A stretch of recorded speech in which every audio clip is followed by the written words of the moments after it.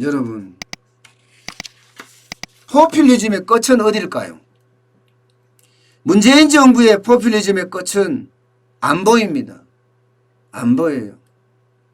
복지 예산이 내년 복지 예산이 200조다 이렇게 이야기하면 돈을 얼마나 뿌린다 이게 보이잖아요. 게다가 부동산도 정치화 돼버렸어요. 부동산은 오롯이 경제인데 그죠? 심지어 대한민국의 재정은 누가 책임지나요? 국가가 책임집니다. 예. 거기에 사령탑은 물론 대통령이죠. 그 밑에 사령탑은 경제부총리입니다. 그런데 누가 그 국가의 국가한 재정을 지키고 있나요? 제가 봐서는 지키고 있는 데는 없는 것 같아요. 아무도. 재정을 좌지우지하는 데는 있어요. 바로 더불어민주당입니다. 더불어민주당의 176석의 공영 여당의 의석을 이용해서 재정을 쥐락펴락하고 있어요. 쥐락펴락.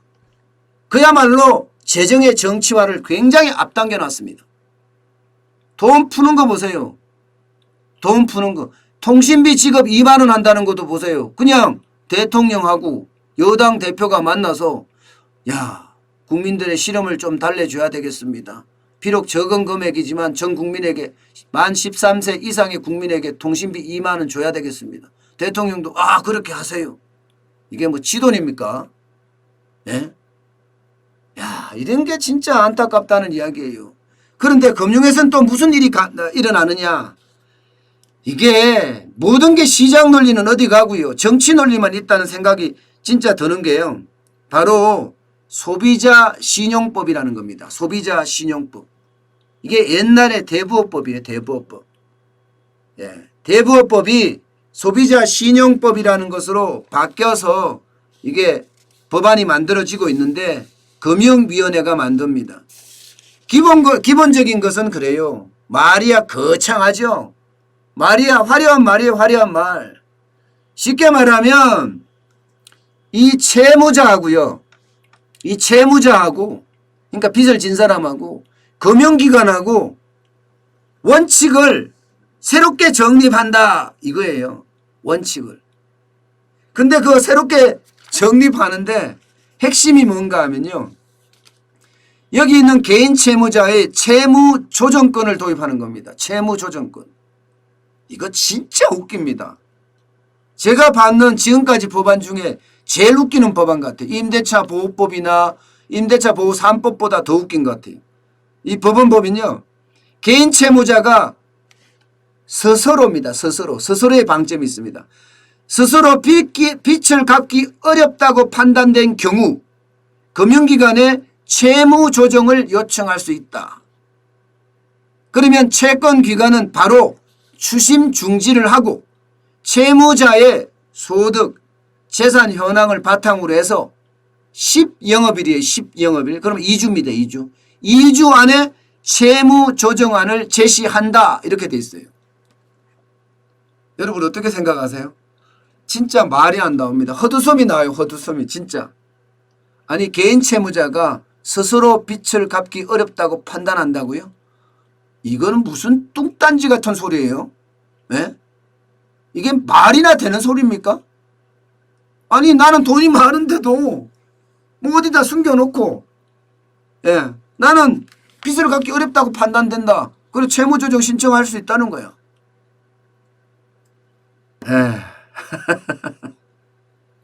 이제 금융까지 정치화 하고 있습니다.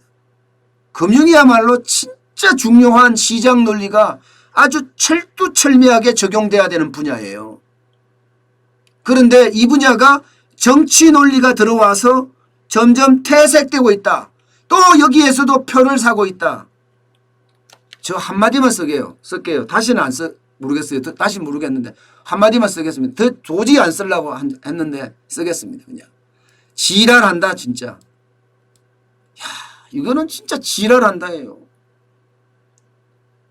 도대체 이게 말이 되는 법이에요. 여기에다가 그나마 모르겠어요. 개인 채무자의 연체나 추심 부담도 완화시켜 준다는데 추심업자가 전화하는 거 일주일에 7회로 제한하고 만약에 7회를 더 했을 경우에는 어떻게 된다?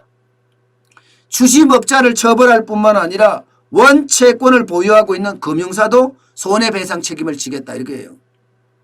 그리고 전화 오는 것도 일주일에 7번을 하는데 전화 오는 것도 내가 선택할 수 있어요. 채무자가. 언제 전화 주세요 이렇게. 아니 권리가 있는 거 좋아요. 예, 채무자도 인권이 있고 채무자도 생활이 있고 맞아요. 인정해 줘야죠. 그러나 이렇게 과도하게 입법을 하고 그렇게 되면 여러분 무슨 문제가 생기는지 아세요? 모랄 해저드, 도덕적 해이가 생깁니다. 그러면 금융기관에 계속 충격이 가해질 수밖에 없고요. 금융기관은 반대로 대출을 줄일 수밖에 없습니다. 대출을 줄일 수밖에 없어요. 그러니까 대부업체들 지금 대출 중단한 데 많고 대부업체들 많이 지금 사업을 접는 데가 많잖아요. 이자율을 낮췄기 때문이긴 한데 점점 이렇게 재무조정 요청권이나 이런 게 만들어지면 이게 어떻게 되겠습니까? 시장은 완전히 왜곡될 수밖에 없는 구조로 가요. 시장은요. 늘 제가 말씀을 드리지만 시장 경제는 시장에 맡겨야 합니다. 그래야지 시장이 팡팡 돌아갑니다. 정부가 개입해서 시장을 주도하겠다. 이것은요 미친 짓입니다. 시장의 실패만 부를 뿐이에요. 그런데도 불구하고 문재인 정부는 모든 분야에 모두 관여한다. 예, 시장의 논리를 하나씩 하나씩 깨부시면서 정치의 논리를 거기다가 하나씩 하나씩 주입하는 것 아니냐 이런 생각이 들 정도입니다. 대한민국은 시장 경제를 핵심 가치로 여기는 나라예요.